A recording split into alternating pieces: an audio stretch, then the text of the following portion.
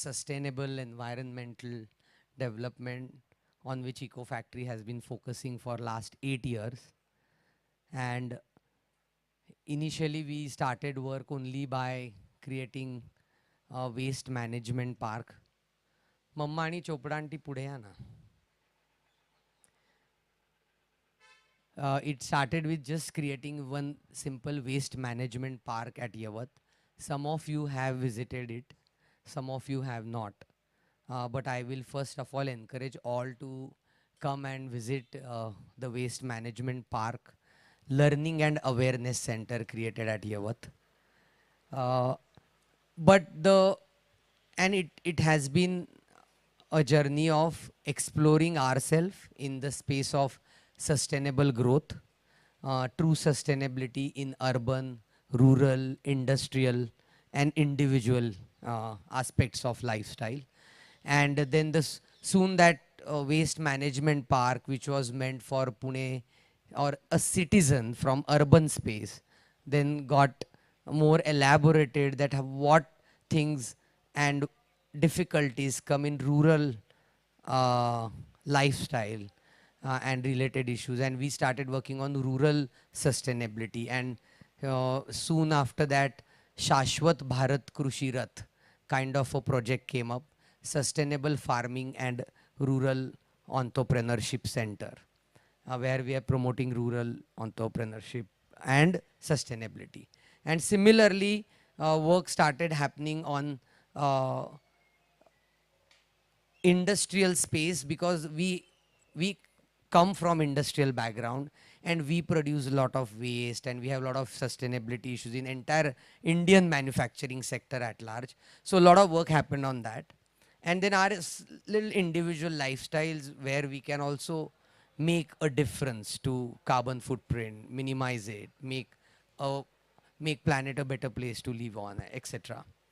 But in that entire initiative, we have been following a lot of people, learning from a lot of experts. We have some of them here today. We have Dr. Saraf here, who is a great water expert. We have Amol ji, who has been in agriculture field for more than 25 years. And same way, I got connected to Andrew Millison by listening to his online sessions on permaculture. And today he's going to talk more about it, so I'm not getting into what permaculture is or what sustainable systems are. But I was so inspired by the way he explains things. It was so simple through his 2, 3, 5, 7 minutes videos, and that changed a lot of perspective to look at many things what we have been doing. And yesterday when he was at our premises at our warehouse, I actually told him that a lot of design thinking what we have done here is taking inspirations from your videos. So I'm just going to request all to just give a applause and welcome Andrew to Pune. This is his second visit to Pune. Andrew, please join in. Thank you. Thank you. Hello, hello, check.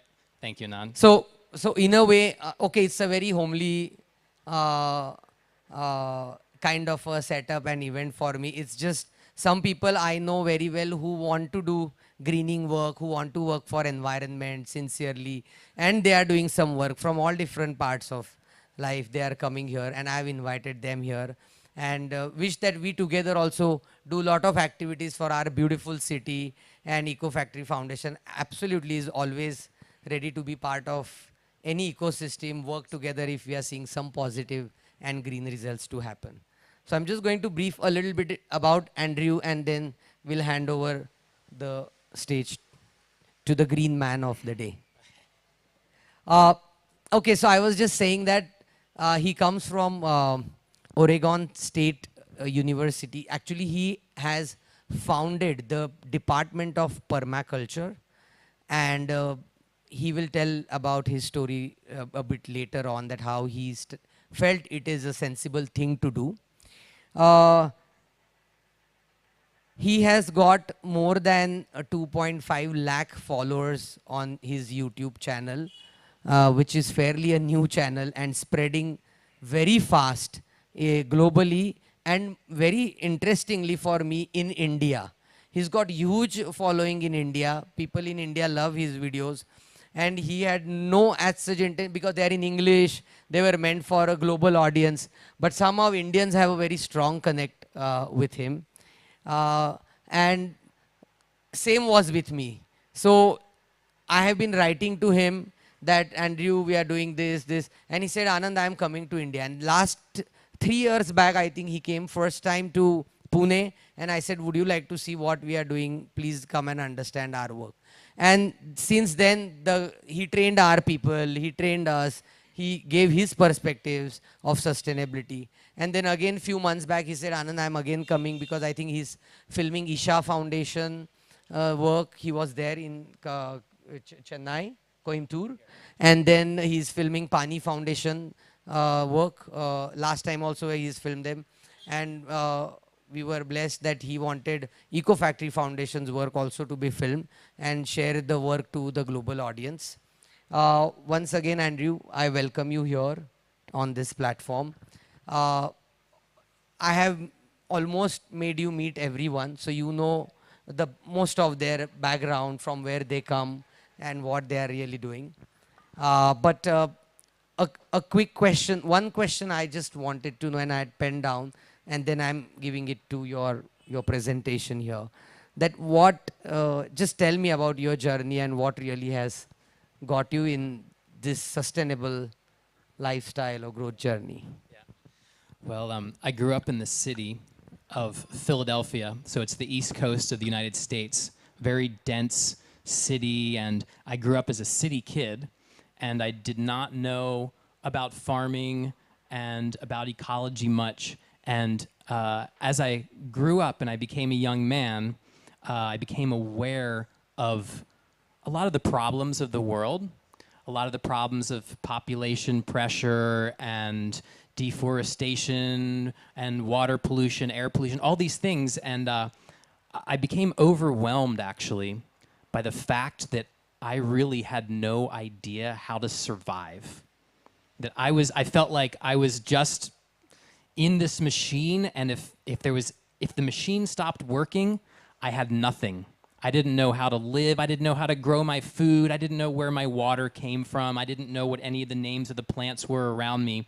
And so, so I went out kind of searching, and I wandered around quite a bit around the United States, and I ended up finding permaculture as I got out to Arizona, out to the desert. I found myself in the desert, and I was introduced to permaculture, and at that time, I went to a college where they taught permaculture. And at that time, I realized that that was actually the roadmap. If I could follow the map laid out by permaculture, which is it's a design system, this was actually the map that would let me know how I could not only survive in the world, but actually thrive. And so it put a switch on me. You know, it flicked the switch, and I suddenly was like, wow, there is a way forward for humanity. You know, and there are many ways forward, and one of those ways is through permaculture design and the roadmap that it provides us for how to take our civilization, both the good and the bad, and kind of redesign things so they work harmoniously, going along natural principles. And you know, that's the very short version of my journey. Yeah. And since when you started teaching, and how many people are learning with you right now? Well, I took my permaculture design course in 1996. So 27 years ago now. I was a young man. I was only 23 when I found my passion in life. And so I taught my first permaculture design course in 2001. And so now here we are, 2023. I've taught thousands of students. And I've developed, as I'll show you, I guess you could probably put this first slide on because okay, perfect. I came to Oregon State University. Oregon State University was not looking for a permaculture instructor, right? Oregon State University is an agricultural college located in the Willamette Valley in a very fertile farmland area of Oregon, 45 degrees latitude, so halfway between the equator and the North Pole. And so when I arrived in Oregon after living in Arizona for 14 years, and I came there, and a group of students at Oregon State University, they had formed a permaculture club. And there was one student in particular, a very feisty young woman, who decided that Oregon State University was going to have a permaculture course, and I was going to be the teacher. Okay, and this was 2008. And so she lobbied the university. She got signatures from students, and they came to the university, to the horticulture department. They said, "We want a permaculture class." And so the university said, "Okay, we'll try this out. We'll come up with the funding for a class." And so we had our first class. It went very well. And then the students actually came up with support for the next year, and they said, "We want to support this." And then I was approached by the state of Oregon to put on a big course and a conference for the state agency that builds low-income housing. And so we put on a big event there, and just the ball started rolling. And now, since 2011, we've been developing our online courses. And that's kind of how you heard of me, is because my focus since 2011, which now 12 years, has been putting out online courses, online content, with the goal of really creating free content that can be accessible to people worldwide, to take away the cost associated. You know, typically permaculture courses were expensive, and it was sort of reserved for people who had economic means. And I really wanted to take the paywall away from that and make it accessible. So we had a free online course, a massive open online course, where we had 45,000 students from over 100 countries join. And that sort of opened the floodgates to really my attempt at like taking it mass media and putting out high quality, easy to understand educational content for whoever was wanting to access it. Yeah.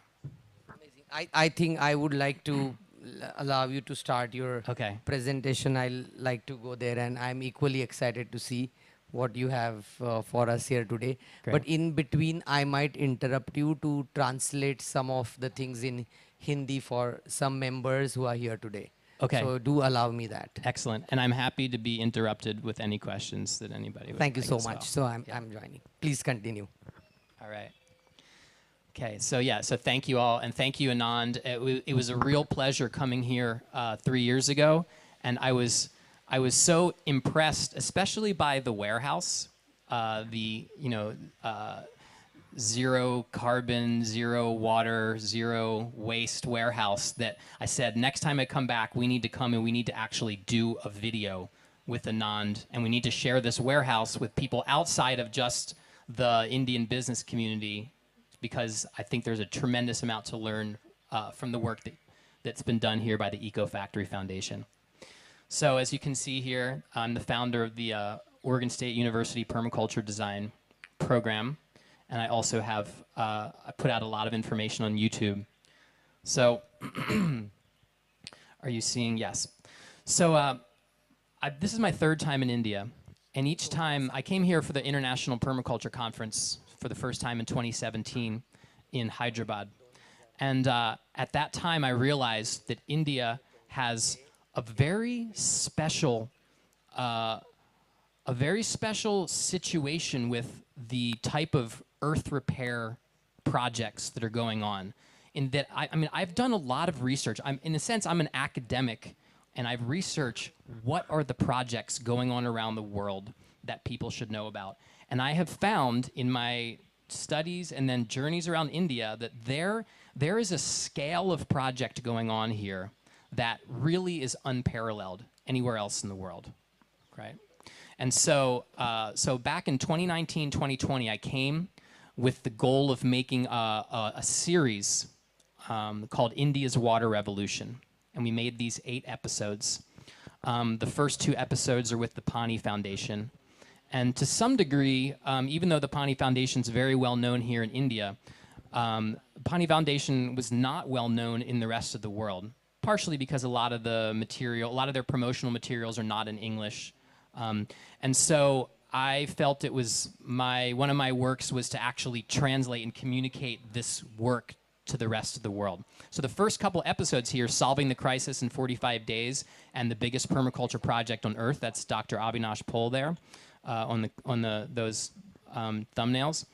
Both of those videos have had over 1 million views and sort of spread the work of the Pani Foundation out into the wider permaculture and sustainability world. Then we went up to West Bengal and worked with an organization called DRCSC, that works with tribal communities. That's Ardendu Chatterjee, works with tribal communities, the most marginalized communities on the most marginalized lands, right? So very good work. Then we went down to the Aranya Farms and really India's premier permaculture organization, Aranya Agricultural Alternatives. And I did a couple videos with them, Permaculture for Wastelands and Rescue for Dying Farmland. They're working in Telangana and Andhra Pradesh.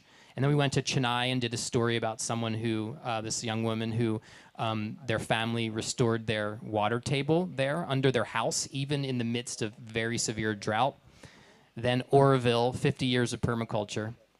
And then I also am really interested in looking at ancient water systems that are still being used today or that are being restored. Because a lot of times, our ancestors actually had all of the answers. We've just let their good work go into decay. And so the last video of this series, Ancient Canal Reborn, was about it's near Zahirabad in Telangana, and it's about an ancient underground canal, irrigation canal that's being restored. So these are the stops that I'm making on this tour right here. And so 3 of those stops actually are in the Kaveri watershed, the Kaveri Basin.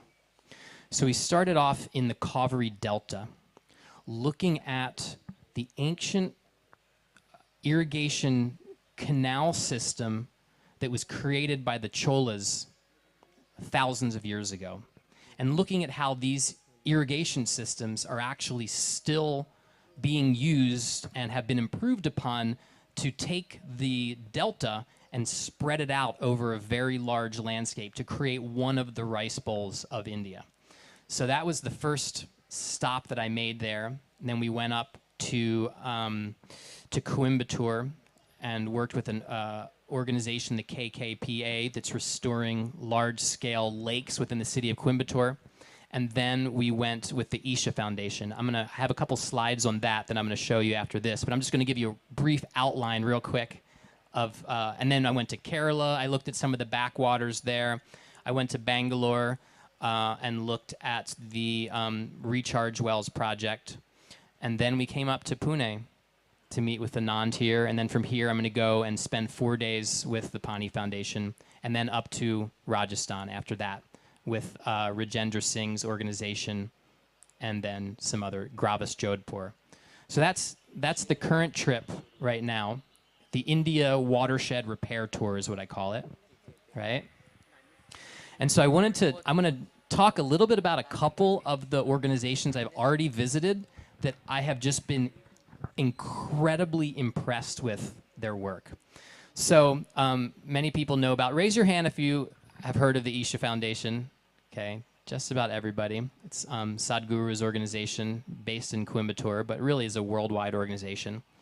And I had heard about their tree planting efforts. And I had heard that they had broken the record for the most trees planted in a short period of time in history. So I said, if they are actually reforesting the whole Kaveri River watershed, I've got to check this out.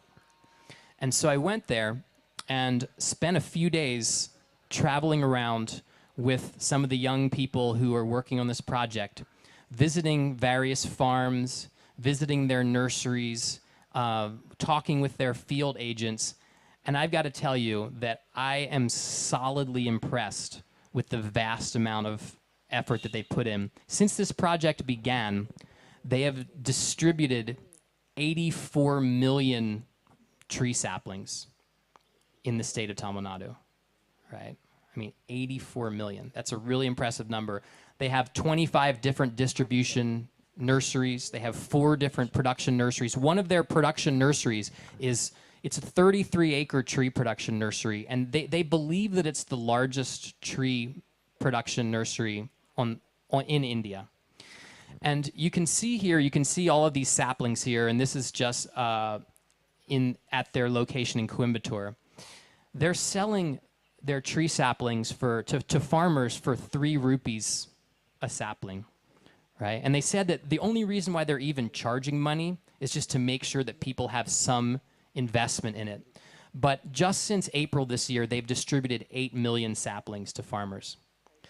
Now, the interesting thing about this project is that primarily they're producing timber trees, because they found that in order to stimulate people to actually plant trees, they need to have an economic incentive. And so they're creating a new industry that not only are growing these timber trees on the properties of these farmers. As you can see in the lower right picture, we're looking at, we're standing in a patch of turmeric with a number of timber trees planted around it there. But if you think about all these trees that are being planted and then eventually harvested, right, there's also a great deal of forest that is not being cut down somewhere else. So it's not just the forest that is growing because of these timber trees, but it is the forest that is not being destroyed to provide the timber for these farmers and other people that are using the wood, right? Now, through Oregon State University, I'm very connected to a lot of people that do high technology land surveys, land assessment, GIS, all of these high-tech people. So I had one of my students in the GIS, that's taking a lot of GIS departments, do some research to actually look at the change in tree cover over in the Kaveri River Basin since the year 2000, which is around the time that their project really got going. And you can see on the bottom there, you can see all of the blue and blue colors. All of those colors represent a change in tree cover, a positive change in tree cover in the last 22 years, or in the last 20 years in Tamil Nadu. So I guess what I'm saying is that I have access to the data that supports what this project is saying, that they're actually on a large scale increasing the tree cover. And the increase in the tree cover directly relates to increasing water flowing in the Kaveri River. It's building soil, it's slowing down the flow of water, increasing agricultural productivity. And so it's one of those very small actions that's having a great effect. So just the idea of integrating timber trees into farmers' regular cycles of work and regular economic activities is actually increasing the total tree cover, which has effects on the rainfall, which has effects on the groundwater, which has effects on soil fertility, and then the well-being, economic, and social stability of the people there. So I was incredibly impressed with that project there. The other project I visited, one of the other projects I visited that I'm incredibly impressed with in India so far is the Million Recharge Wells for Bengaluru. Has anybody heard of that project there? Okay. They have a sister project apparently in Pune, but I'm not sure what the name of that one is. So as you can see, the rapid urbanization, in Bengaluru, Bengaluru is traditionally known as the garden city, right? The huge trees, and I suspect that probably it used to look a lot like what I see here, this area of Pune, with all of these beautiful banyan trees and many large mature trees. But as you can see, this is a map on the left-hand side of the urbanization. It's really had a rapid loss of tree cover, and resulting in this has been a rapid loss of groundwater to the point where there's a water crisis in the garden city, a verdant city that always had abundant water. So there's an organization that again realized that there are small scale solutions to these large problems. And they said, hey, we have this urbanization. We have all this water now falling on the new roads and new buildings and new hardscaped areas, and the water's falling on all these hard surfaces. It's not recharging into the ground. It's just flowing off quickly down into rivers and washing away. So their solution was, instead of having the water from a roof go and run down the street and run out during the monsoons and wash down, what if we just built these small recharge wells and put that water back into the surface water table? So their goal is to build 1 million in the Bengaluru Basin. And there's a picture of me. It's not just building new ones, also reviving old traditional wells that had been used as garbage dumps or had just been filled and neglected over time. So between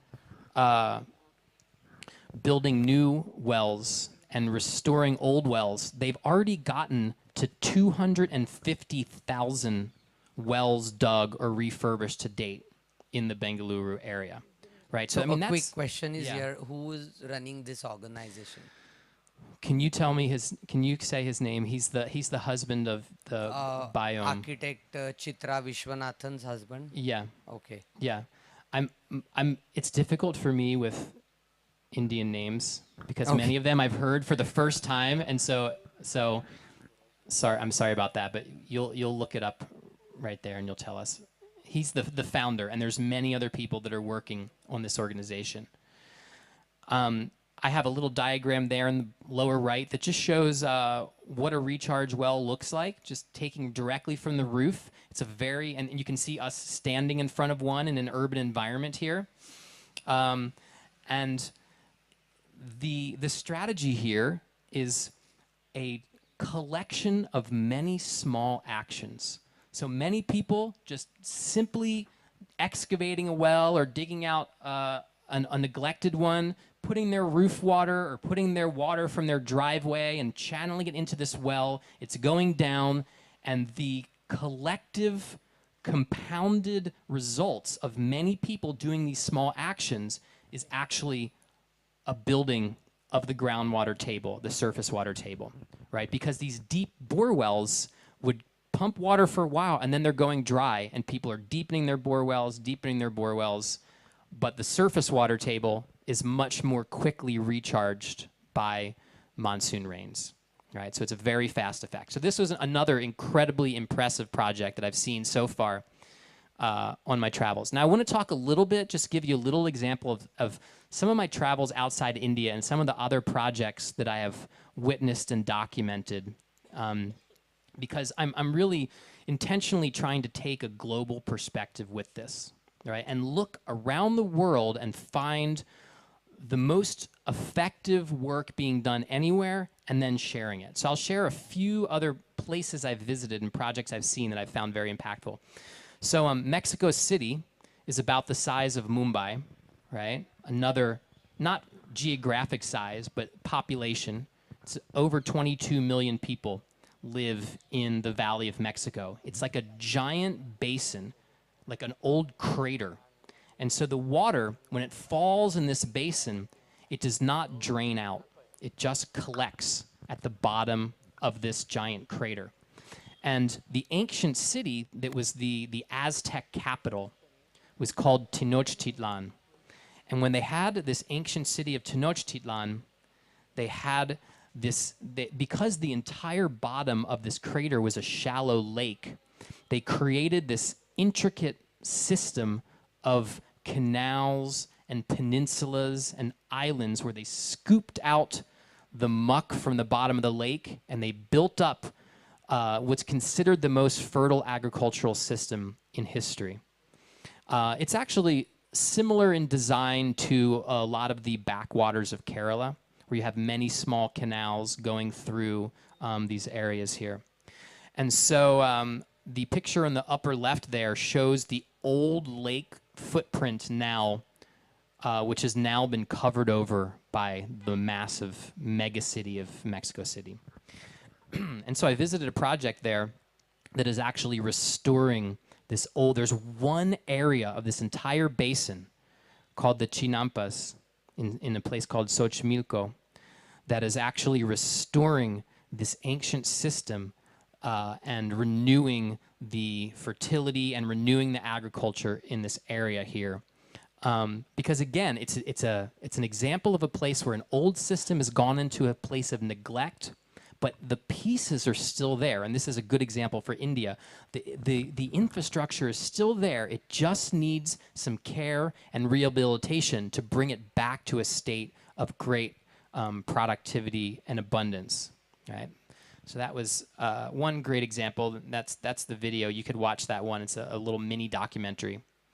My most recent trip that I made was to Hawaii, which is a part of the United States, but it still feels sort of like a foreign country when you're there.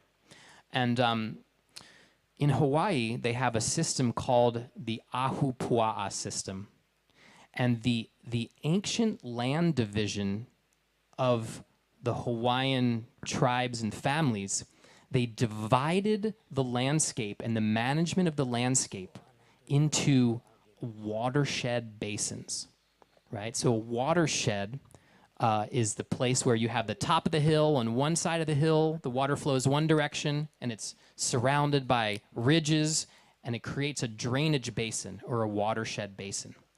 And so the Hawaiians managed land in this same method from the watershed, managing it from the top of the watershed to the bottom of the watershed. And this is a similar pattern that I've seen in visiting villages throughout India that have been in the same location for a very long time. Oftentimes, the village boundaries of land and the common lands are in the pattern of the watershed. And so going and visiting and seeing how the Hawaiians, you can see in the bottom right hand, they actually, they partitioned the landscape into different elevational areas that they manage differently from the top of the mountains all the way down to the ocean. And so here I visited a project where the native Hawaiians are restoring their traditional agricultural system from the top to the bottom. And you can see we made a mini documentary on that one as well.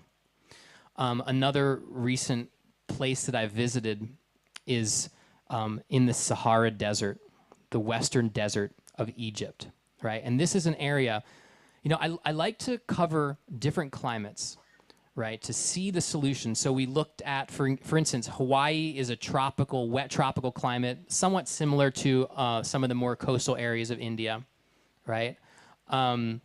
Mexico City is another very wet place, but I like to go to very dry places as well and see the strategies there. This area here in Al-Qasr, the Dakhla Oasis in Egypt, this area is so dry that the last time that they experienced measurable rainfall, it was 13 years ago.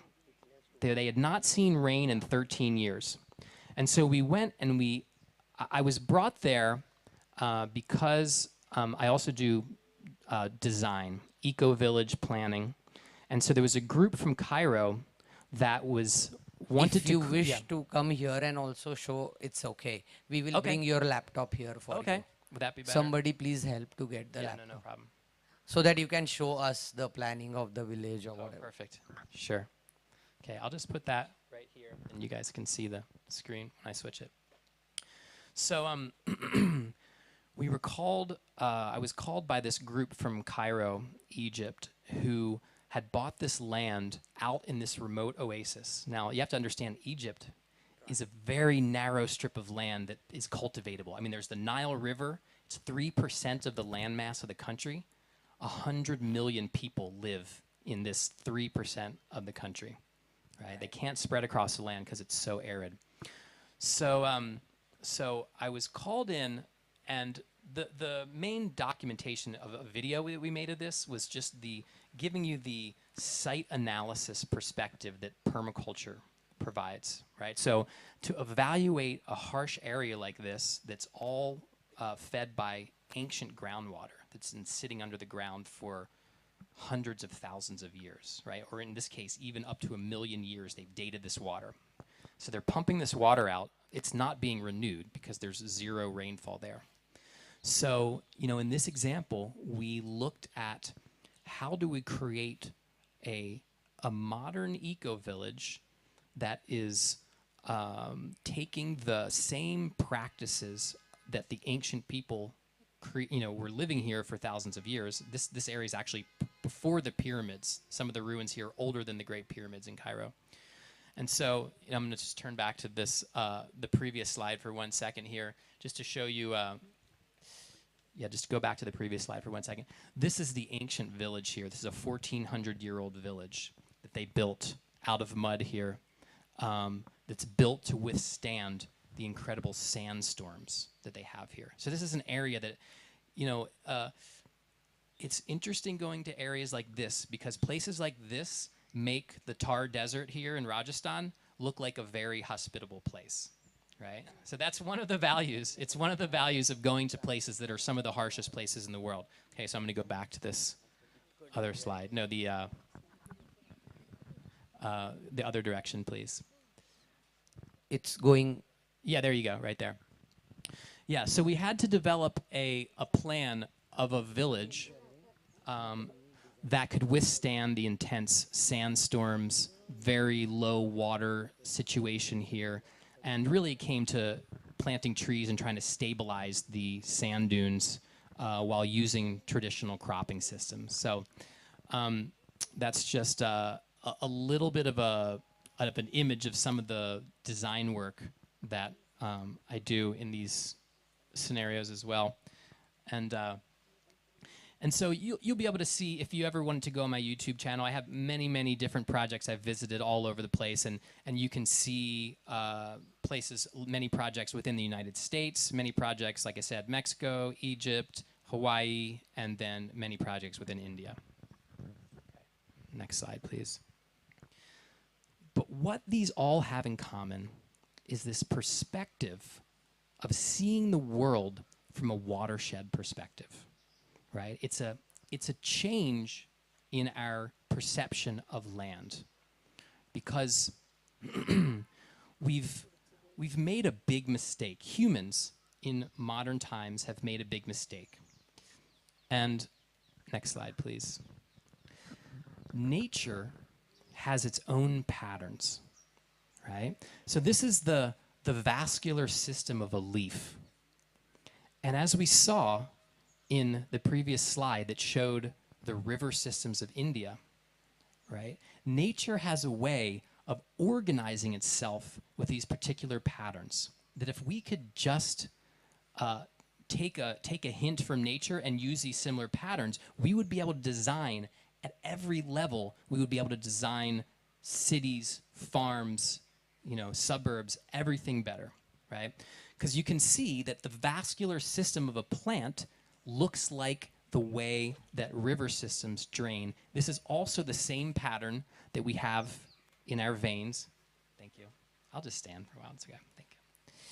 It's the same pattern we have in our veins. It's also the same pattern that we have in the synaptic connections in our brain, right? This branching pattern that basically is how water and nutrients are distributed through a leaf, through a tree. It's how water and nutrients are distributed through our vascular system. But the fundamental flaw, in my opinion, of civilization, and you can say you heard it here first, right? When you leave here, you can say, I found out what the fundamental flaw is. The original sin. Some people say, like in the Judeo-Christian religion, they say the original sin was, Eve eating the apple, but I have a different original sin. The original sin was when we took a grid of land division and we placed it over this natural water pattern. So you can see here in this image, I outlined the red fence lines, road lines. This is in the United States here of property division. But below that, water, water does not care about human property divisions, right? Water has its own pattern.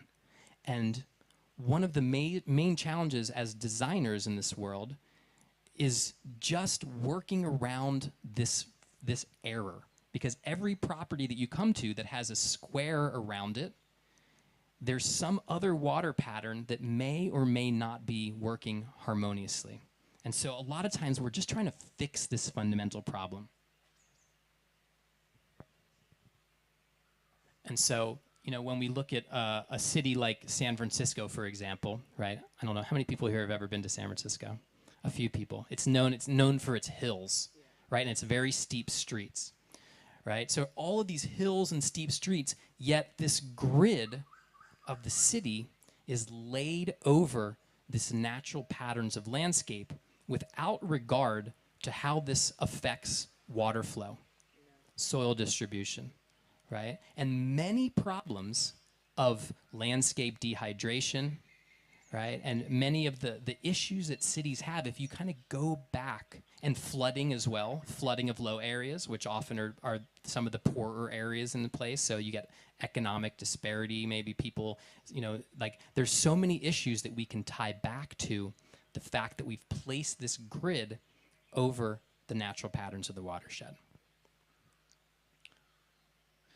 So a lot of the greatest examples, and I'm going to show you a few examples that I feel like are shining examples. A lot of those examples, the base patterning of how they are placing things, they're placing houses, placing roadways, placing the whole infrastructure of a community, the brilliance of those designs is because they are responding to the actual water flow and the natural pattern of the landscape. Instead of trying to place an arbitrary grid or arbitrary pattern that does not have anything to do with the natural pattern.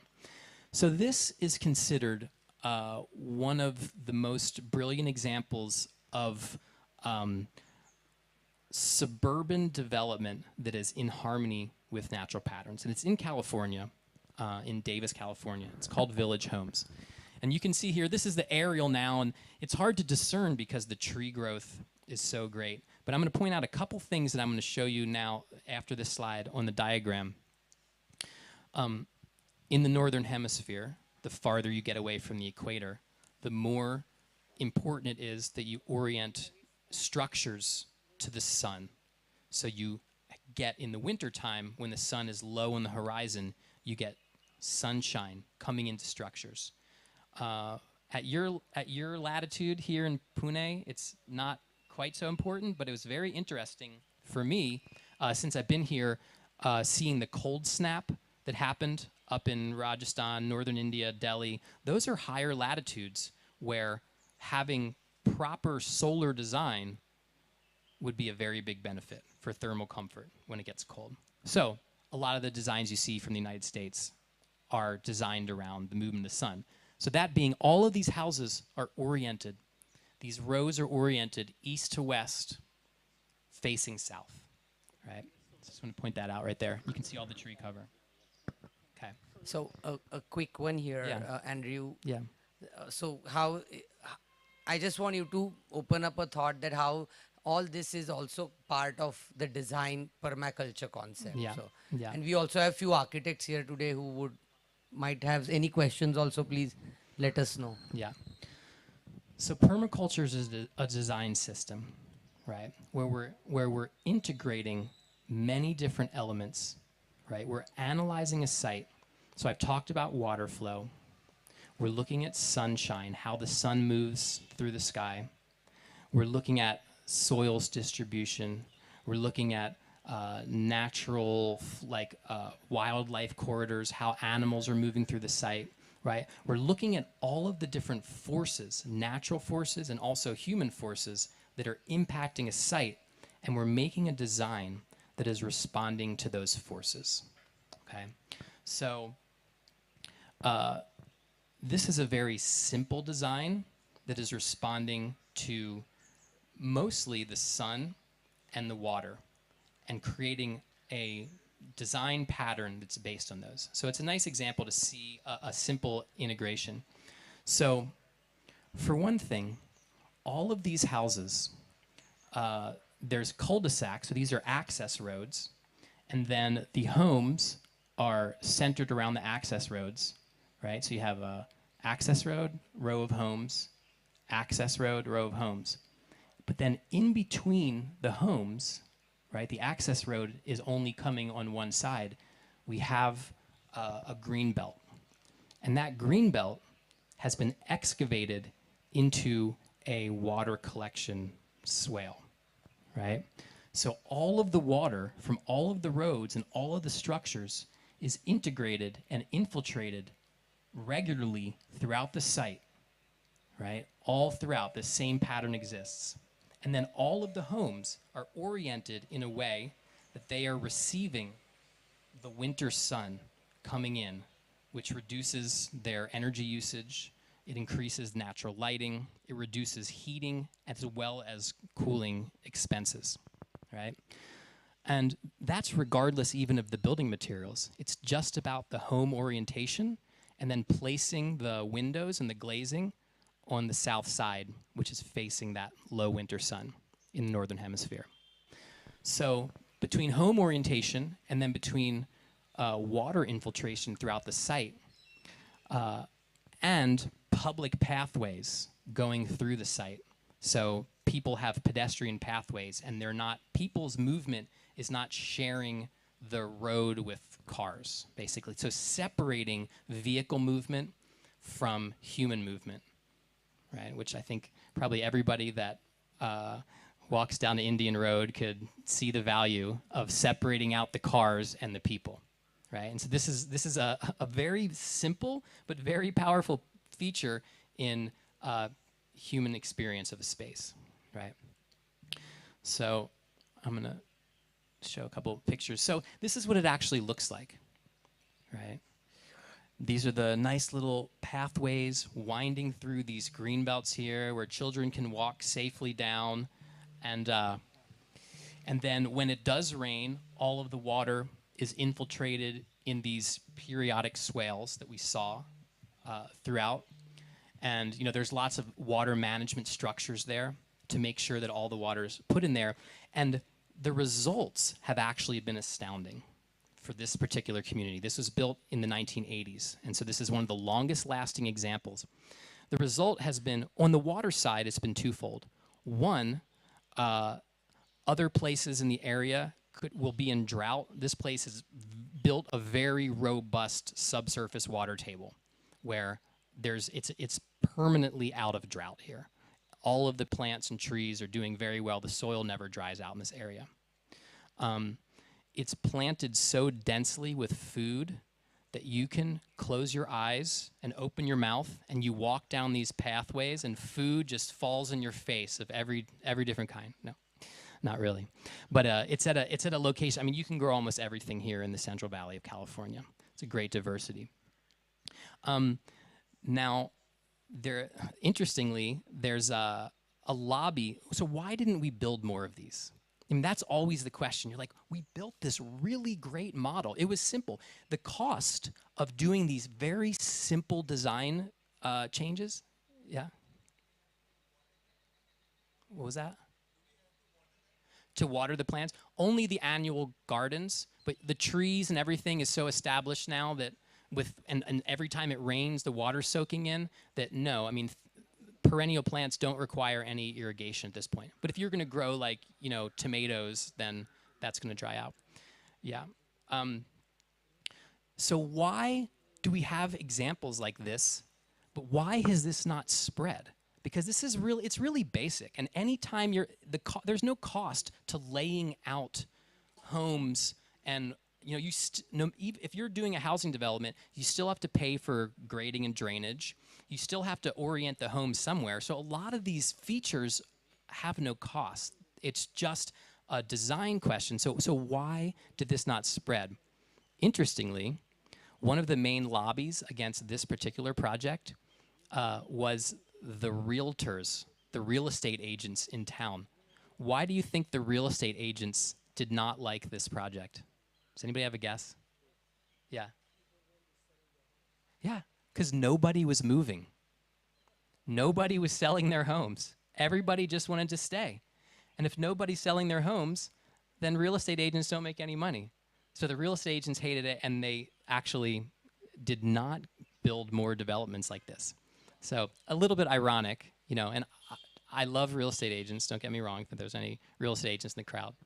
But in this case, I'm not happy with it. Next slide, please. I believe it's probably in the neighborhood of maybe 30 acres, something like that. It's a whole subdivision. I would have to map it on Google Earth. But also within that area, we found many urban farms, many gardens tucked in, and to some degree, this community is held up as like the sort of utopian development pattern. So there's food gardens mixed within. They had small vineyards, right? Yeah, yeah, yeah, and so the concept of urban community agriculture, and that's something that this site that we're on right here is a great example of urban community agriculture. And in fact, this site right here probably gives you a little bit of a feel of what a place like that feels like to move around. So this is a big trend worldwide of people taking, well, in permaculture, we have one of the permaculture principles is we say utilize the edge and value the marginal. So all over the world, especially in cities, people are starting to like value these marginal areas. Oh, this area by the train tracks, this area, all we need to do is clean it up. And we realize that we have a lot of ground for growing food within urban areas. And oftentimes, cities were built on some of the best agricultural lands because that's where humans settled. So a lot of times, if you just sort of clear away the debris, you'll find a good soil structure underneath. So that's one really big advantage of a city, of the agriculture. And in the United States, we are starting to see, we are seeing examples at so many different scales pop up. It's really, it's a mass movement in the United States of people growing food in urban areas. And I believe COVID was actually a big stimulus for that. Just like in my town, when everything locked down, I live in a town that's agricultural. It's an agricultural area and very good soils. When COVID hit, it was like the perfect timing for spring planting. And I couldn't believe the gardens popping up everywhere. And a lot of people that were out of work all of a sudden, or they couldn't go to work, they're like, well, I know how to grow food. I remember my grandmother taught me how to grow food. And the gardens just bursted out. I'm not sad that COVID's over, but I'm a little bit sad to see some of the gardens returning to their previous size, because it was really, I felt like COVID showed us some beautiful things, actually. One thing was like the air pollution cleared out. What do people do when they're at home? Right? And so I felt like the return to gardening was a nice effect of that. A quick one is, Yeah. in this small space also here, Yeah. we grew more than 1 metric ton of food produce in COVID times in a year. Wow. So that's the capacity of the soil and nature. It gives back so much in abundance. Yeah. When we're just not so busy. Yeah. If we're just not quite so busy, it's, a lot of people find that gardening and growing is a very wonderful thing. She wants to share her experience. Yeah. She's got a terrace garden, so she wants to share. Yeah. So her terrace in a year in Pune, she lives in Karve Nagar area. She's also growing on her terrace more than 1 metric ton of vegetables per annum at her terrace garden. Wow. Yeah. Incredible. Incredible. All right. It's almost 1,000 square feet, but she's doing that. Yeah, so obviously in urban areas, we have the capacity for just high density production. And also, there's a lot of soil building materials, right? I mean, people's kitchen scraps, prunings, small scale compost systems, worm composting. There's all these ways to produce high fertility in urban areas when we have a small area on which to concentrate a lot of goods. In fact, I mean, the eco factory, the warehouse that I toured yesterday with Suhana Spices, incorporating all of the waste material from spice production, all of the woody stems and extra leaves and garlic, skins and everything like that. I mean, when you take all of this waste, this garbage, and you concentrate it on agricultural areas, the urban waste stream, the capacity to have these high production farms in urban areas and the labor and the interaction we have, because if you're living in a place like this, you're looking out your window, you can look out of your apartment window and you can say, I think that tomato, maybe it'll be ready tomorrow. I'll let that one sit for a minute. Or in permaculture we say, where do you begin when you're going to do a perma? We say you begin right outside your back door, where in slipper distance, where you're cooking soup and you want some herbs, and you can leave your soup there on the stove, you can go out, you can collect your herbs, right? And you can come back and nothing will have burned on the stove, right? And so that's the first place you start the connection, and that's where you have your culinary herbs in a permaculture system, right? So can I ask a question? Yeah, sure. I'm right here. Yeah. So I think first of all, I would say the setting that we are seeing right now, it's an amazing, view from here, because you are actually in the womb of this banyan tree, and I'm just loving it. And my question to you is, when we are talking of large scale permaculture, how does the climate actually impact it? Because even during the lockdown stuff and all, of course, I have a very small garden, not in thousands, but 100 square feet, but still I can run for my herbs and come back. Yeah. So that is there. But I would like to know more about the climate impact on large scale permaculture. Thank you. Do you mean like climate change impact, Not really. or just the The climate? day-to-day climate change, Yeah. in the sense the seasonal Yeah. variations Yeah. and the diurnal variations as well. Yeah.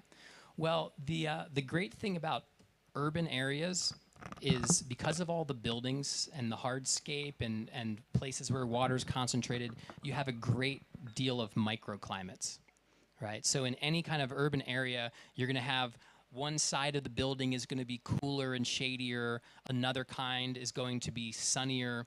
And so, from the permaculture perspective, it's not just the overall climate, but when you're designing, you're looking for all the different microclimates around. And then when you're doing your garden, when you're doing your planting, when you're placing any feature, you're doing it based on all of these microenvironments. So so if you place a plant in its right microenvironment, then it's happier there, and it has some buffer from, like, say, the cold and night and day temperatures.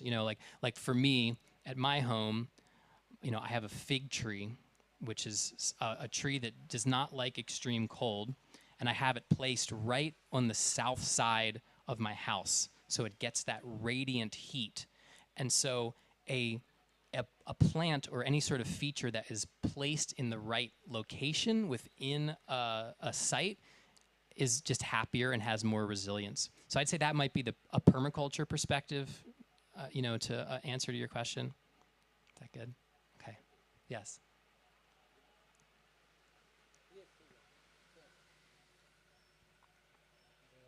Taking further the climate change, Yeah. I just want to ask you the question, will this green cover will add into the carbon sequestration? Oh, absolutely. I mean, green cover does a lot. It's not just carbon sequestration. And it's interesting because a lot of people, like with climate change, are fixated on the carbon aspect of it. But the carbon aspect, in my opinion, is just one advantage of having all the green cover. Some of the others are just a general moderation of temperature, right? How cool it is So you're buffered from the extreme heat when you have good tree cover, good vegetative cover. Um, Also, the atmospheric stability that is created by having tree cover, because especially in drought-prone areas, right? Trees, they exude, there's lots of little fungal spores and bacteria and pollen grains that go up into the atmosphere and intercept rain clouds and become the nuclei for raindrops. So vegetation, trees actually also stabilize rainfall patterns. And we've seen this. There's been many different experiments that have shown the effects of deforestation on the lack of rainfall, on drought, and then the effects of reforestation on stabilizing rainfall amounts. And the second question, in urban area, Yeah. it's really look good, attractive, green. Yeah. What about the maintenance of this area? A, will it require the chemicals to maintain? B, the manpower. Right. Because I have a terrace garden of 1000 square feet. I am the only person in my family. I spend 2 hours every day. Others take the only fruits out of it. So that's a big question when you maintain this urban area. So will you please specify or explain that? Yeah. Well, I'd say first off, I mean, I know a lot of people in this crowd actually obtain pleasure from working on the landscape and maintaining. Like, I would say that's my hobby, would be working on my landscape and pruning and all that stuff. In the permaculture design system, Sustainability of the permaculture. yeah, yeah. So labor is a very big issue, part of it. And so it's, what are you designing for? Now, permaculture has a particular model called the zone model. And the zone model has to do with, I don't have a picture of that one, but the zone model has to do with how much, what you plant and what you put on and how much maintenance it takes, right? Here you go. This is one of the very important point he's mentioning, how the zoning is done. Because when I learned permaculture, this was one absolutely ideology and design thinking was it was like enlightening to me, that how to look at space designing. Yeah.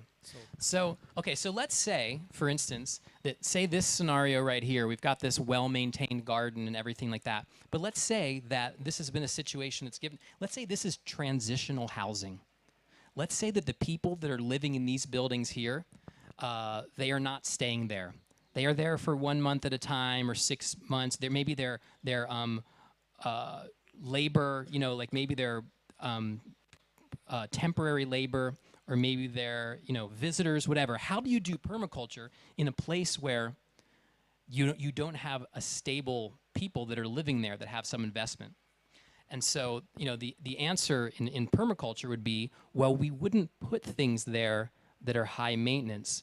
We would go more in the direction of creating wildlife habitat, putting in plants and plantings and creating, you might say, like a miniature wildlife reserve that we can let some areas go more wild. If we we put in native species and we plant the appropriate things, so we actually can design places that don't require a lot of maintenance. So the idea is the amount of maintenance that something requires is what the design is responsive to how much labor we're going to have, right? So we always ask that in the beginning, like whenever I have a client, we're like, how much time do you actually have for this? Because it's very common that people come to me and they say, I want a garden, I want a 1 acre intensive vegetable garden, I want 5 acres of orchard, I want all this timber species, I want a pond. And I'm like, oh, and how much time do you have? Oh, they say, oh, I have about 1 hour a day to put towards this. Oh, do you have money to pay someone?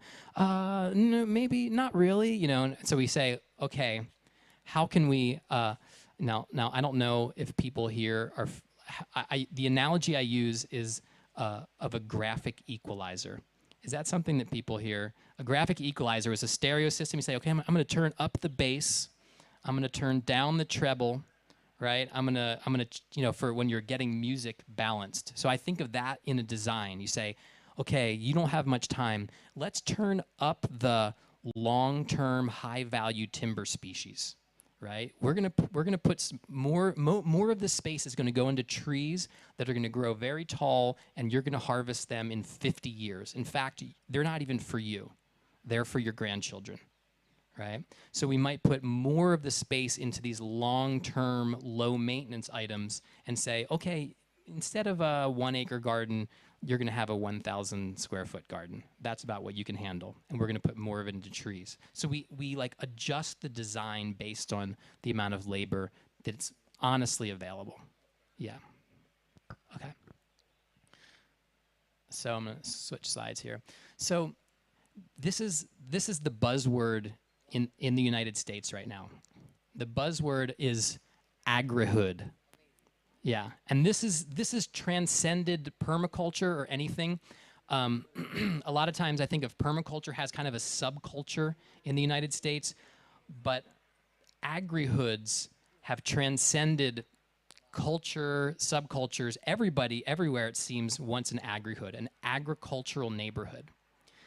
And so I think this is a good model to think. And again, like the feel of where we are right now is the feel you'd have in an agricultural neighborhood, right? We've got gardens. So here's a few different examples I threw up. This one is just a drawing, but showing actually like high-rise apartments here, and then this. The courtyard here is agricultural.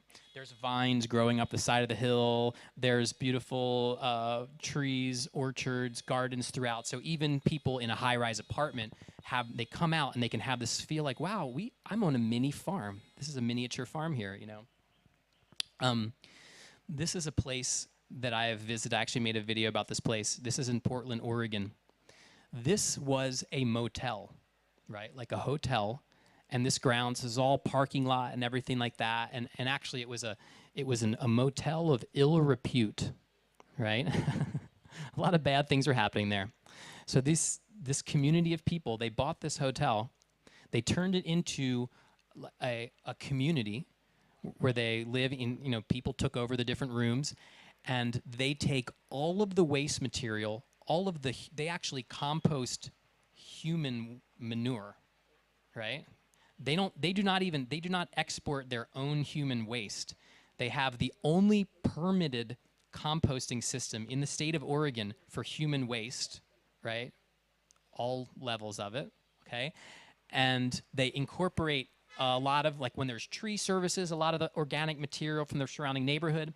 And these people on this small lot here that was an old motel, they grow a spectacular amount of food. And they don't have any waste exiting their system, right? So it's kind of like this urban transformation that we can see here. And then, things like this, this is a plan for an agri-hood in California. This is more conventional looking. So this is why I say that the concept of agri-hood has transcended culture, at least in the United States, because a lot of people that want a very refined, very neat and tidy suburban life, you can still have that and have an agri-hood, right? It is not constrained by people's particular aesthetics, right? Because you can still have an agricultural area that's pretty tidy. I tend to go more towards untidy in my aesthetics because I like to let things get wild. I like to let shrubs bloom and plants get big, but that's my particular aesthetic. So if you just search agri-hood, go to Google and type in images, you are going to come up with pages and pages and pages of examples of this concept. And I think it's a nice one to introduce here as we're moving forward. India's still building housing, population getting bigger. How's it going to go? People are waking up, people want gardens. So I think it's a nice concept, I think, to kind of integrate into the. Yeah, sure. Yeah. Yeah. Yeah. So a lot of these types of systems, like this one, for instance, all of the wastewater, all of the gray water is all integrated into the landscape in Oregon through legal systems. There's a lot of different types of systems. Wait, you're the wastewater treatment. You're right. Yeah. So this is very it's very much a part of these systems, separating gray water from black water, and then treating just biological treatment, similar to what you did at the factory there. A lot of those types of systems are. I'm actually going to show you an example of that coming up here. Yeah. So I'm going to show you an interesting example, and I'm picking this one because this is a very dry desert climate. This is closer to the drier parts of Rajasthan, basically. It's about. This is in the Sonoran Desert in Arizona, in the United States, in the Southwest. Yeah, yeah, very much. And this is the reason I brought this one up is because it's a little like when I think of India. I mean, there's the urban areas, and then I think of the villages, and I think of the clustered villages with the agriculture surrounding.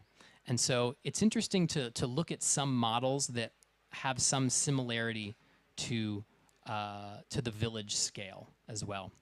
So this is a project. This group, this is right, it's within this a big city, the city of Tucson, Arizona, but it's a very rapidly growing area. So these far-flung areas that used to be just desert, people are buying them up. They're putting these housing development, tract housing development with roads all the way through. And so this is an example of how some people did a similar, they're still buying up land, but they did a very different pattern. So this is a 40-acre property.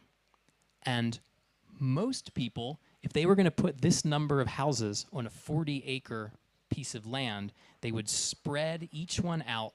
Each one would have its own driveway, its own garage, and the road system would be extensive, and the landscape would basically be eaten up. And any open, contiguous area that could serve as wildlife habitat would be fragmented. So this group of people said, we don't want to fragment this 40 acres into all these different parcels. We want to cluster, bring the houses together, and then leave the rest of the property open so each house, each person can walk out of their door and they're in a wildlife park, right? Next slide, please. Yeah.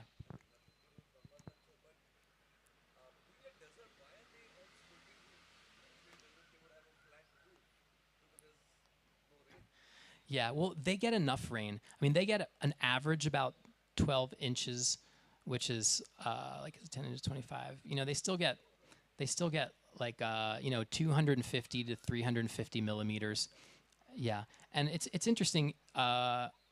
In America, people even in desert areas, they don't do a lot of flat roofs. People tend to slope the roofs, and I don't know if it's just the construction process. Maybe it's because usually the roofs are done of wood framing, so it might have to do with the materials and why people slope roofs so much. Yeah, but these are sloping roofs. And so this is an overhead here of the site, and you can see how the vegetation around the community there's trees, and then as soon as you get out there, you get more of what the natural desert looks like, okay? This is the road coming in, and there is, these are parking solar panels that shade so it's shaded parking. All of the vehicles come and all the vehicles stay here. Nobody's driving up to their door. And then they're walking, and there's a series of carts here. If you have groceries or laundry, something like that, you can take it in with a cart to come in. But the little village itself is a pedestrian village. And that's a theme that we see a lot in urban areas. And again in India, you can see the value of that, of having like vehicles stop here, and this is people's space. Little children can run around safely without fear of being run down. And of course, all the other benefits, the noise, the fumes, you know. So separating out the cars from the structures is one thing I want to point out here. Yeah, so solar energy, this is a very, very sunny area. Over 300 days of sun per year. Okay, next slide, please. And so they designed the village so all the water from the roofs collects down in between those structures. And this is during construction right here. But this is, so the pathways come through here, and each area of landscaping is actually a sunken basin, right, separated out by the pathways. So that's the infrastructure that they put into the community, and then all of the rainwater from these roofs is then concentrated in the center of the community. Yeah. Such water ponds will they allow a lot of mosquito breeding or insect breeding, which can trouble the lifestyle? Yeah. This is a place where the water doesn't stay. It soaks in. Yeah, so this is a yeah, this is a well-drained area, and the rainfall pattern here, they have a monsoon. So this is why I kind of brought this up, because it's similar to the Indian monsoon. They have a summer monsoon. It's only about 60% of the rainfall versus near 100% here for the monsoon. So yeah, so this is a well-drained area. The water does not stay long enough really for mosquitoes to breed in this area. Yeah. So next slide, please. Yeah, so that is the area there. I outlined it in blue, that the water from this community is concentrated. So where previously they're getting, say 300 millimeters per year, just falling, if you calculate the surface area of all of these roofs, and plus the different pathways that are diverted into there, you're probably up there closer to 900 millimeters of rainfall per year, concentrating in the center of the community, right? Or somewhere in that vicinity. So you're taking the surface area in a dry, and then suddenly you're making this oasis environment that's getting a lot more rainfall. And hence you get much higher growth of vegetation, right? Okay, I'm gonna change slides there. One more. Okay, and then I just wanted to bring this up again, the solar orientation of the homes. All these homes are made with local adobe bricks, so soil from the site itself. But the overall structure of how these homes are laid out is that the whole mass of homes are basically facing to the southeast. And in this desert climate, facing the southeast, when you have these cold mornings, that's when in the wintertime, when it's the coldest, and then the sun comes up in the southeast, that's when you get your most valuable solar heating to warm the house up to get it through the day. And then in the wintertime, the sun is so strong, even in the winter, that these houses, basically, if you have the properly oriented house like this, you don't need supplemental heating, right?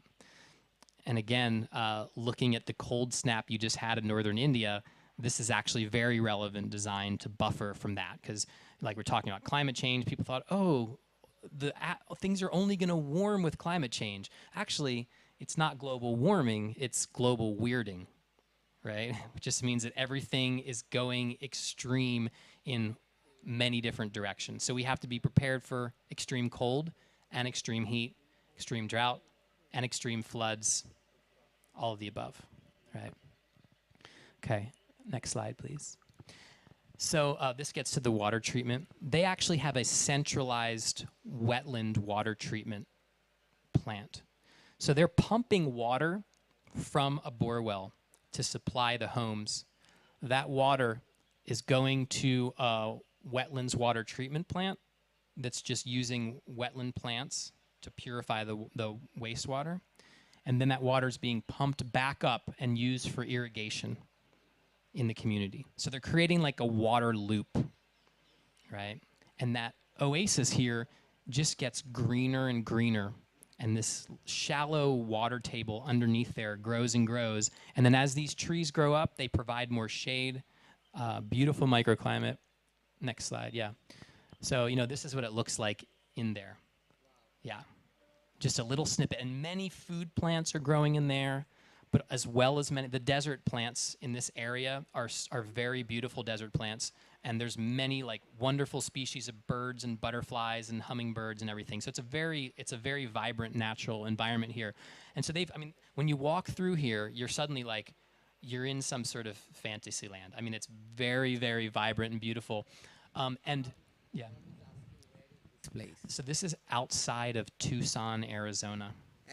Arizona. Yeah, in southern Arizona, the Sonoran Desert. Yeah, yeah. And it was designed by some of my permaculture teacher was one of the people that helped design this. So I've actually originally visited this community when it was first built in 1996. So I've watched this community develop over, coming on nearly 30 years and watching this tree canopy develop here. And the interesting thing is when you have, so this is a native tree right here, when you have native trees and plants in a desert environment and they get just a little bit of extra water, they have a spectacular growth, basically. So it's very magnificent. And then, yeah, thanks. And then, when you think about what were the designers, no, this is fine. We can keep it on this one. Yeah. When you think about what were the designers of this community trying to achieve, the feeling they were trying to achieve was like a canyon, right? They created a canyon. I mean, the canyon walls are the houses, and the water's all coming into the center because when you're in a desert like this, where's the best place to be? The best place to be is in a canyon. So by their design, they actually created the pattern of a canyon in order to, make it very thriving and wonderful for the residents. So that starts to touch a little bit on the essence of permaculture, right? Is we're looking at nature, right? And when you're looking at nature, like I'm going to build a desert community. What do I want to create in this desert community? Say, I want to create a canyon, or wherever you are, like you're here in, this environment here, and you say, what is the essence of what I want to create? What can I create here? What sort of neighborhood or development or farm? What can I create here that really accentuates the best characteristics of where I am, increases the forces of nature, and also provides great abundance for me. Right, so these are some of the sort of the visionary questions that you'd ask yourself when you're going in with a permaculture design perspective. Next slide, please. So I wanted to just touch on Oroville for just a second. How many people here have been to Oroville? Probably a lot of people. In Pondicherry, right? And it's a global peace city, right? The Matra Mandir, it's got water from all over the world, sacred water brought there. It's a very interesting place. And it was developed quite a long time ago. The reforestation was done in this area, a lot of water harvesting. They've grown up huge forests and done lots of experimental architecture and also lots of ecological practices. But I just wanted to look at, this is their design, right? Yeah, this is the design of the community. And I'm not saying it's like following this design perfectly, but it's fascinating to me. And you might say, you could critique this and you could say, well, are they really working with the way the slope, or are they plopping down this, galaxy spiral onto the landscape, and there's probably a lot of conversation you could have about that. But the point is, that when we're looking to build and create this world that's actually going to be thriving into the future, we want to look at nature and we want to have foresight on how we can actually, create patterns that are conducive. Because like I said, the fundamental flaw of our civilization is the pattern that we put this grid of streets down over a non-gridded landscape. And we created ill effects from putting the wrong pattern down. So now we're trying to put the right pattern down. And so, I guess the thing I'll leave you with here is find your pattern, right? Each place has a pattern that will actually be conducive to life for design. So how do we find our own patterns? Yeah. Thank you. Thank you. All right, We may have some questions from anyone. I just want to, if anyone have questions. I think it was fantastic session, just amazing. Thank you.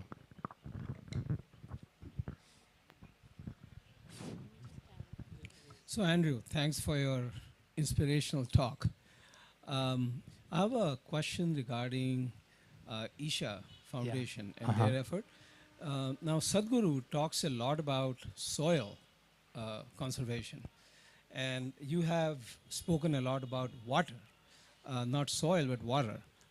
So can you sort of position these two things in a way that they are, let's say, somehow work together? Or have you missed something? Yeah, no. Actually, this is a question that I asked to the Isha people, so I have I have the answer directly from them. I said, well, okay, obviously you are saving soil by planting trees. Matter falling from the trees, you're building soil, you're stopping erosion, right? However, their goal is only to have tree cover over 33% of the state. In fact, that's the goal, the stated goal now of the Indian government is that every state should have 33% tree cover. So, you know, a forest itself saves soil, conserves soil, it stops wind erosion, it helps with water erosion, builds organic matter. But I was like, so is the Kaveri Calling, that's the name of their project, is the Kaveri Calling the reforestation project? I said, is that like the Save Soil project? And the answer was, well, that only covers 33% of the state. And that the agricultural lands, the answer for conserving and increasing the productivity and water holding capacity of the agricultural lands is to restore the soils in that landscape. And so that's a much larger area. That's most of the rest of the 66%. So they said that Sadhguru came up with Save Soil because just doing the tree planting was not enough. That the Save Soil movement was to cover the vast agricultural landscape as well as the tree planting. So yeah, that was their answer to me. Anybody else?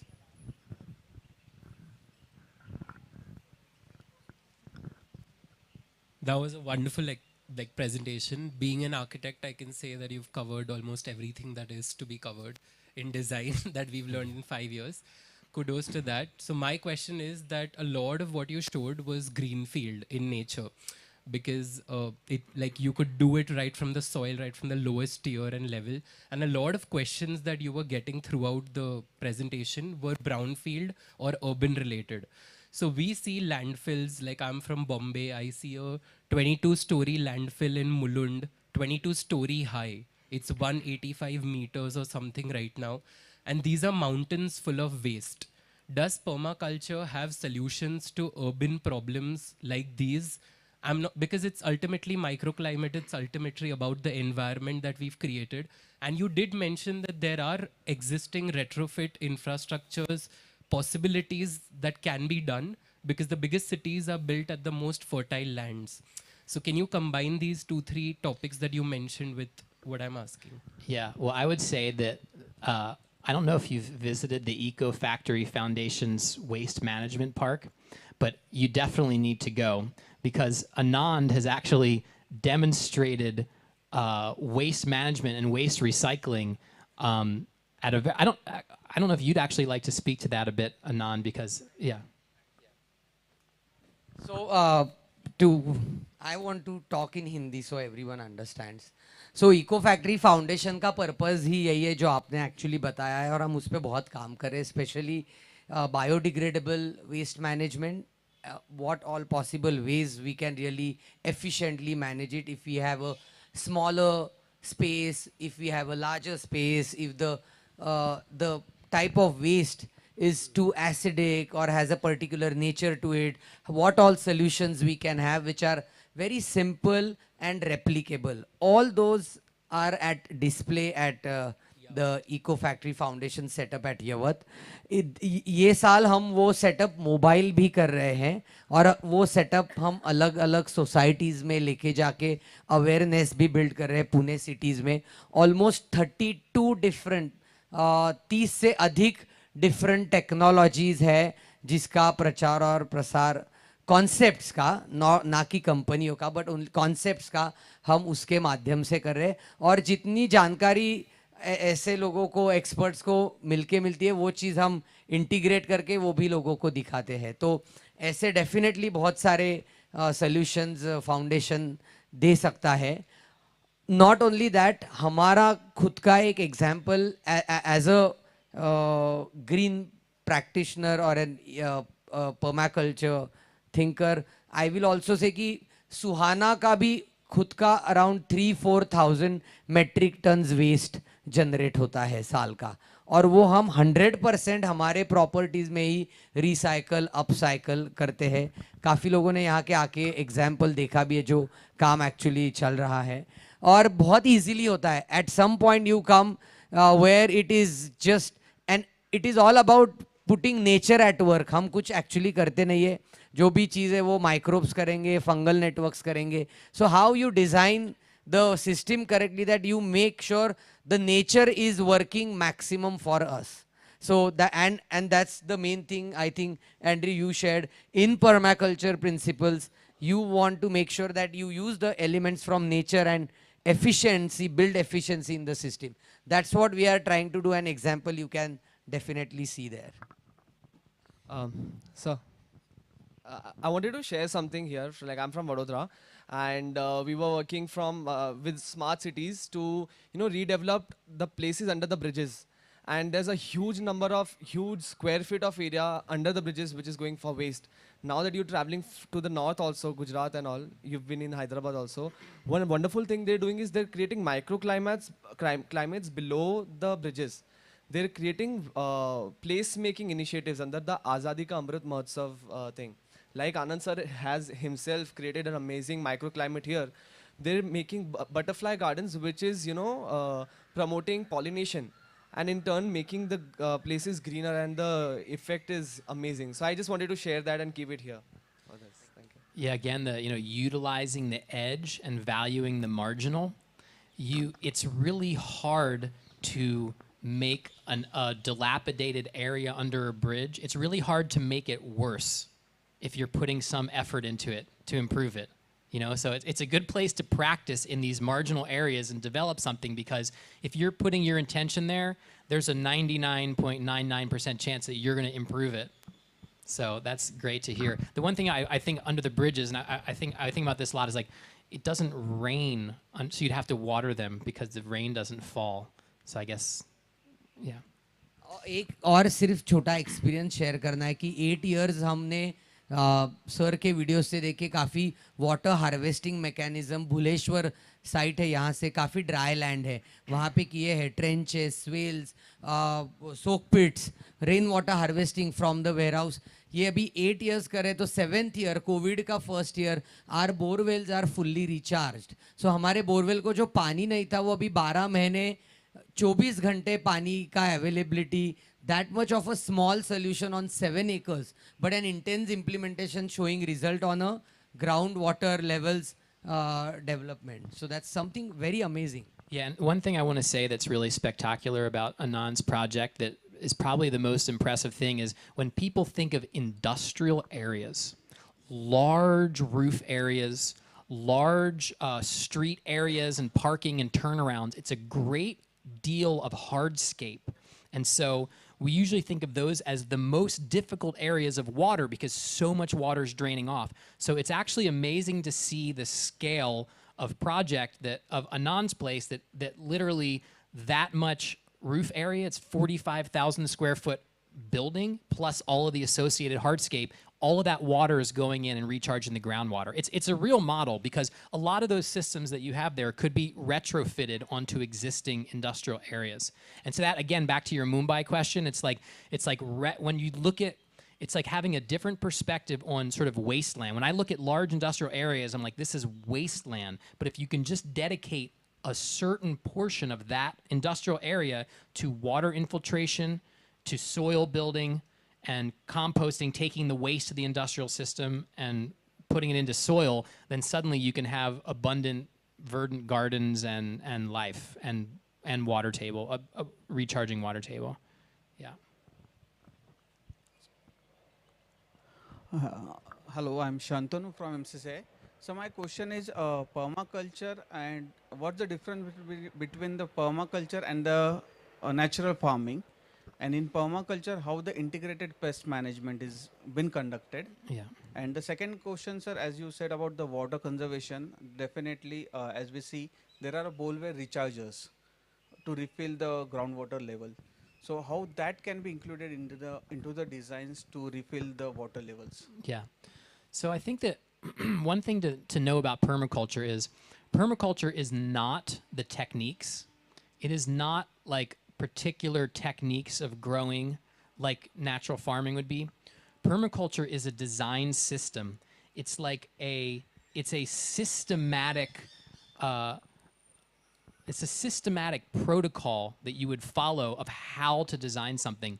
So the techniques really would be varied depending on your climate, depending on your location. So the techniques change, but the system and the process you go through to design doesn't change. So, you know, when you're looking at IPM, integrated pest management, I mean, that's a very big field. There's many different techniques based on what type of school of gardening. I'm sure that, you know, biodynamic agriculture versus Korean natural farming, you know, versus traditional Vedic agriculture, they're all going to have their particular techniques. And so, in a sense, those techniques would fit in to this wider permaculture design system. So that's, you know, that's one thing. As far as well recharge, you know, so like I showed with Village Homes, that the infrastructure of the development was recharging water. That you plan, when you're planning around permaculture, the first piece that you develop, the first part of it is planning for the water. The water pattern goes first, then you put the roadways on, then you put the structures and the vegetation. But you're always planning for the water first because the basic infrastructure of how water moves, it will be infiltrated into the ground. Or if you may be in an area that there's too much water, and then that has a whole different set of strategies like I showed from that Mexico City project. So I would say that groundwater recharge is like the foundational, is one of the foundational pieces of when you put in a permaculture designed infrastructure. Yeah. We keep this as a last question. Then he'll join everyone, and we can have a Okay. personal interaction. There's also one, oh, back there, he wants to. Okay. Wait, maybe in the back, that hasn't asked a question, yeah. Good evening, sir. I am from Medas School of Entrepreneurship, Pune. So I have a question on permaculture. The concept of permaculture forbids using chemical pesticides. So chances is that bacteria and pest can spread easily. So which will lead to loss of crop yield. How do we deal with that? So the question is about, What if we are not using chemicals yeah. for pest and insect control? How will Yeah. Well, I mean, there's many natural techniques to, you know, one of the main things about permaculture system, now this isn't the only solution, but the first solution is having diversity, right? See, when you have a monoculture, when you just have one kind of plant and no others, then it's very susceptible to pest damage, to one pest growing strong and many in numbers and then destroying that crop. So permaculture's first line of defense against having one particular pest grow out of control is having a diversity of species. So you have the predator-prey relationships between insects. So a pest insect will have a predatory insect because of the different plants that you have planted around, and you create an ecosystem of protection. Now, certainly for any farmer, that can't really be the only solution. A lot of times a farmer has to have some sort of tools up their sleeve.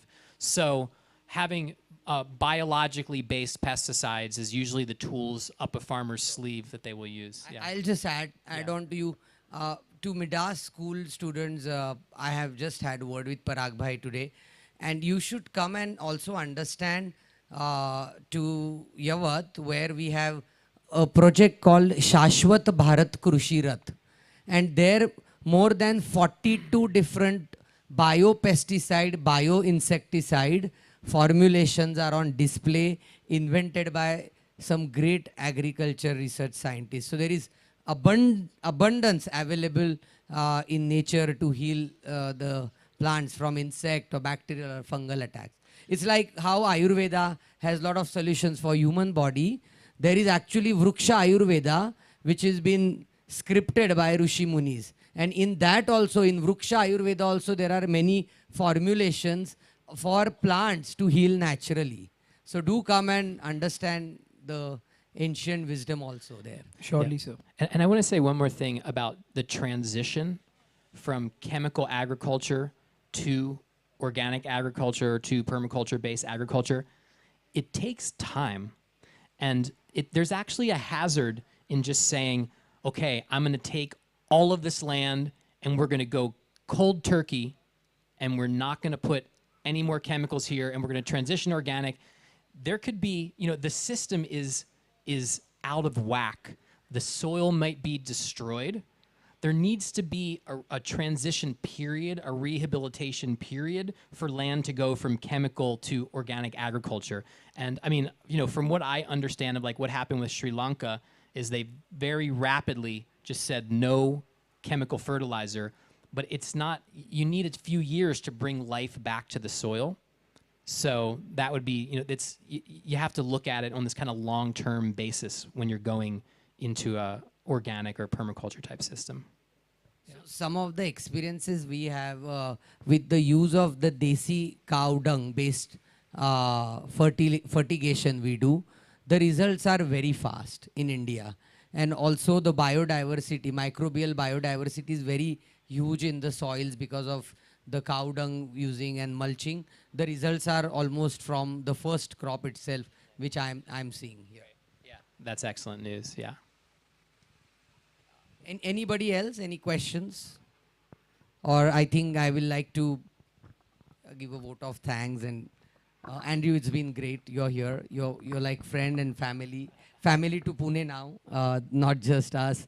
And I think what all you shared has given an amazing insights, and I'm sure all will agree to that, from a very rural and large scale projects to a very micro city level project, how the design, permaculture design aspects are implementable. You briefed amazingly well, and I love the photo collection. And I wish we have you more often in Pune to interact with lot more people, students learning agriculture, that how the farm design thinking can happen. Because India is a country where farming is the largest profession actually, and we are a farm dependent economy, agro based economy, the country's economies, and strengthening that backbone is really important, and sharing all this knowledge from all over the world definitely will help people here a lot. Thank you, Anand, for having me here. And and also we are wishing the best for his further journey to Shirur. He is going day after tomorrow to document Pani Foundation's work. And after Shirur, he is going to Rajasthan, Jaipur, Jodhpur. Yeah, Jaipur for Tarun Bharat Sang, Rajendra Singh's work up in the Jaipur area, and then Jodhpur with Gravis Jodhpur, which is I visited them 5 years ago. Very large scale land restoration, food security organization in the Thar Desert. So, yeah, and thank you, Anand, for being a shining light, for everybody here as well. No, it's a pleasure to have you here, and look forward for more like this. It's a dream come true for us. Thank you. Thank you so much. Thank you. Thank you, everyone. We just have arranged some refreshments for all, and Andrew will join everyone to interact more for personal.